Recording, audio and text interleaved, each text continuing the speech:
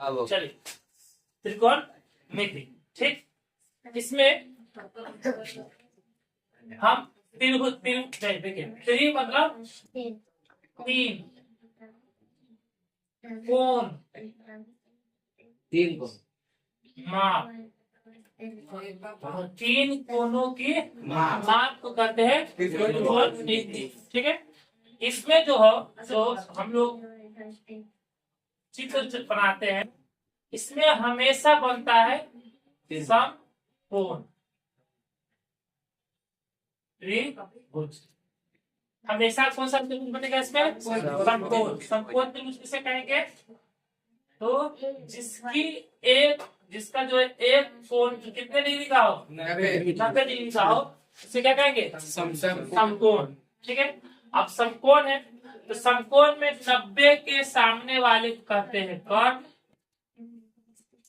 Theta के सामने वाले को कहते हैं लंब, जो एक्स्ट्रा बच गया वो हो गया आधार।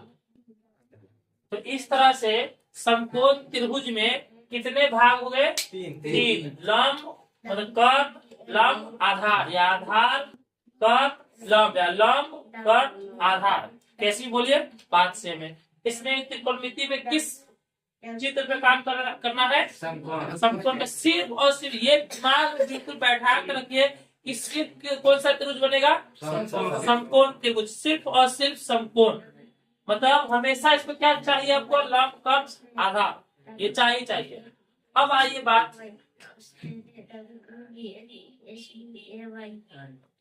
याद रखने वाली बात है। क्या है? एक 90 डिग्री के सामने वाले सामने क्या है? कर्ण, जिसको क्या कहते हैं? एच, ठीक। दूसरा, थीटा के सामने कौन सा? लंब, जिसको कहते हैं परपेंडिकुलर, ठीक है। और तीसरा शेष,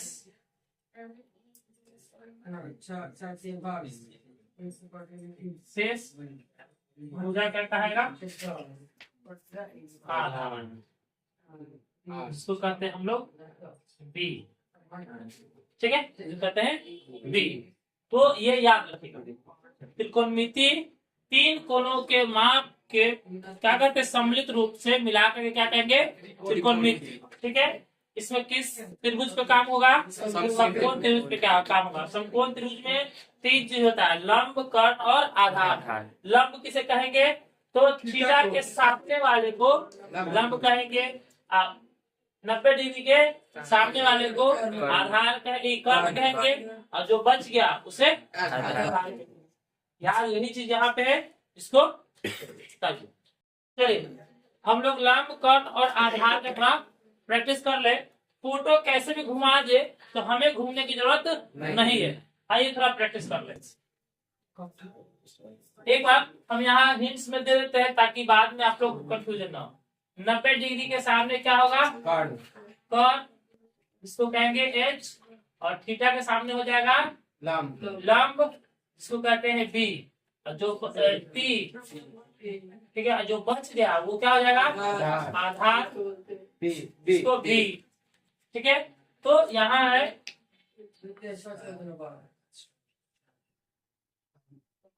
ये हो गया ए बी सी। तो इस तीन भुजा में से एक ये हुआ, एक ये हुआ, एक ये हुआ। तो कौन सा कर्ण होगा? नाम बोलो, नाम, भुजा का नाम। बीसी। देखिए 90 के सामने कौन है? बीसी। तो बीसी क्या हो जाएगा? कर्ण। और बताइए लंब कौन हो जाएगा? बताइए। हाँ, हम लंब नहीं बता सकते क्योंकि लंब बताने के लिए हमको क्या चाहिए? ठीक है, एसी लगा लो घर पे लगा के। जब एसी कब लिखेंगे?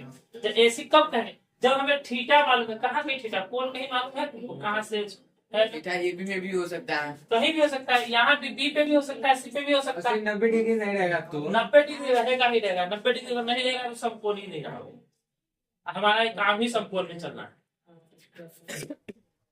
तो मान लो कि यहाँ हम थीटा दे दिए, तो लंब अब कौन होगा, ए बी है 90, थीटा के सामने वाला, इसका थीटा सामने यही है, और उसके बाद ये क्या गया, ये लंब, और जो बच गया ये क्या गया,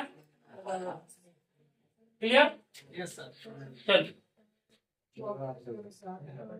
ठीक है, थोड़ा और देखते हैं, अच्छा घुमाएगा सर, एक और प्रैक्टिस देखिए,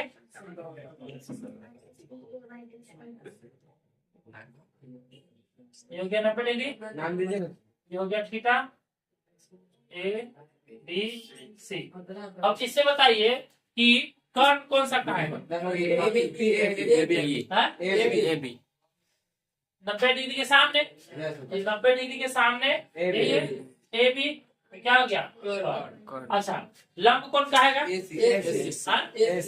सी, थीटा के सामने यहाँ ए सी, तो लंब जो बच गया ये आधार, दिक्कत, चलिए अगला देख लीजिए, एक और, थीटा दिया रहेगा, हाँ थीटा दिया ही नहीं, तीन में से कोई दो दिया रहेगा, नहीं थीटा दिया रहेगा एक कोण में,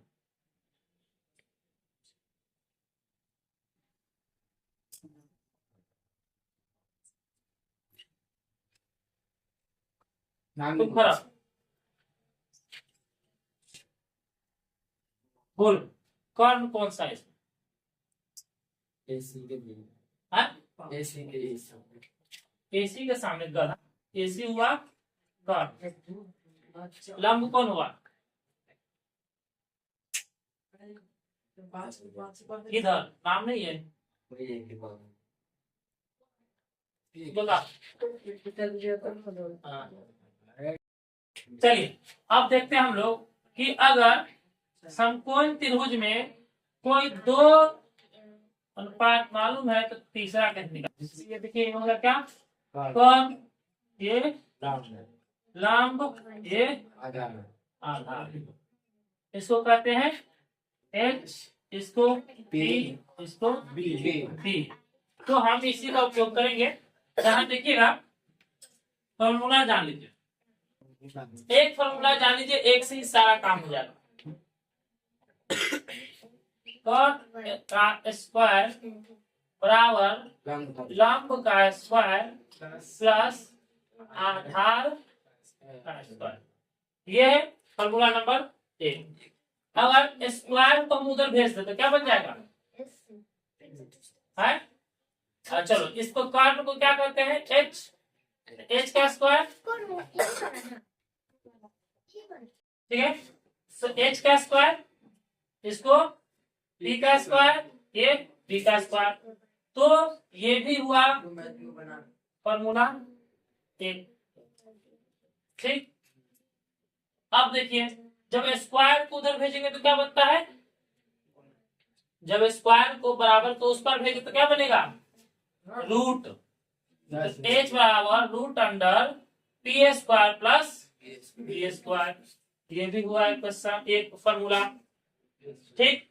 अब आइए दूसरा, फिर वही चीज, कर्ण का स्क्वायर बराबर लंब का स्क्वायर प्लस आधार का स्क्वायर। अब हमें चाहिए, अभी हमारा कर्ण तो आ गया बराबर के एक तरफ, अब ये भी हमें आना चाहिए, कोई एक करते हैं तो क्या करते हैं कि इसको हम इधर भेज दे, इसको जब हम इधर ले आएंगे तो यहाँ प्लस था तो क्या बन जाएगा माइनस, तो कॉर्न का स्क्वायर, ठीक, माइनस आधार का स्क्वायर, बट्टे में बराबर में हो गया लंब का स्क्वायर, इसको सीधा कर ले, उधर उल्टा लग रहा है, तो लंब का स्क्वायर बराबर कॉर्न का स्क्वायर माइनस आधार का स्क्वायर, ठीक। और इसी को पी कहते हैं, पी का स्क्वायर एच का स्क्वायर माइनस बी का स्क्वायर। जब पावर उस पर भेजेंगे तो क्या बन जाएगा, root under H square minus B square. यहाँ फिर आपका कुछ फॉर्मूला बन गया, ठीक है, फॉर्मूला नंबर 2। ठीक है, तो ये हो गया आपको। तो देखिएगा, अभी हमने देखा था आधार को मैंने इधर भेजा था, लंब को यहीं पे रहने दिया। अब क्या करेंगे, लंब को इधर भेज देंगे, आधार को रहने देंगे, तो हो जाएगा क्या, कर्ण का स्क्वायर माइनस लंब का स्क्वायर बराबर आधार का स्क्वायर। इसको सीधा कर लेते हैं, आधार का स्क्वायर बराबर कर्ण का स्क्वायर माइनस लंब का स्क्वायर। आधार में क्या करते हैं, डी का स्क्वायर ये, एच का स्क्वायर ये, सी का स्क्वायर। जब पावर तो ऊपर उधर भेजेंगे, वर्ग को स्क्वायर को उधर भेजेंगे तो क्या बन जाएगा, वो रूट। तो बी बराबर root under H square minus P square. ये हो गया आपका तीसरा फॉर्मूला, तीसरा। ठीक है, तो इस तरह से हमारा निकल चुका है तीनों। ठीक है, चलिए अब हम एक जगह पूरा फॉर्मूला लिख देते हैं, जैसे कि एच स्क्वायर बराबर P square plus B square. तो एच बराबर root under P square plus B square, formula 1 formula 2। फिर क्या था, पी स्क्वायर बराबर H square minus D square, तो क्या आ जाएगा, पी बराबर root under H square minus B square. तीसरा, चौथा, पांचवा देखिए, बी स्क्वायर बराबर था H square minus B square, तो बी बराबर root under H square plus B square.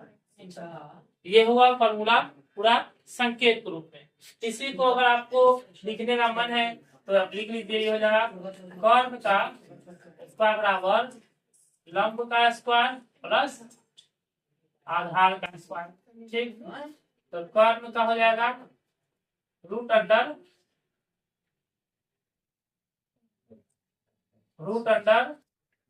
लंब का स्क्वायर प्लस आधार का स्क्वायर। यहाँ हो जाएगा आपको लंब का स्क्वायर बराबर कर्ण का स्क्वायर माइनस लंब है तो आधार का स्क्वायर। ठीक, यहाँ हो जाएगा लंब बराबर रूट अंडर कर्ण का स्क्वायर माइनस आधार का स्क्वायर।